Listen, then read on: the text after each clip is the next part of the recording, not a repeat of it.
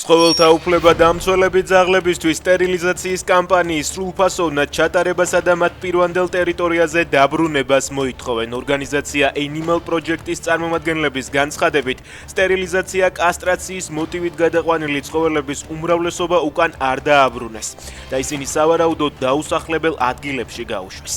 ოფიციალური უწყებები ამას უარყოფენ. გარემოს დაცვისა და სოფლის მეურნეობის მინისტრის მოადგილემ დღეს მოითხოვა, რომ შესაბამისი ორგანოები დაინტერესდნენ, რატომ გაავრცელეს ინფორმაცია, თითქოს გორში ცხოველებს ცოცხლად წვავდნენ.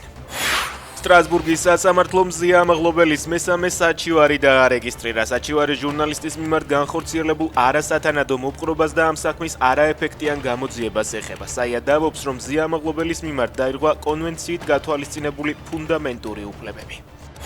DST მოლდოვამაც დატოვა. პარლამენტმა ინიციატივას მხარი დაუჭირა. DST-ს ფუნდამენტური ღირებულებები და პრინციპები არ არის დაცული, კერძოდ ღირებულება, რომლის მიხედვითაც წევრი ქვეყნები აღიარებენ და პატივსცემენ ერთმანეთის ტერიტორიულ მთლიანობასა და არსებული საზღვრების ხელშეუხებლობის პრინციპს, ნათქვამია განცხადებაში.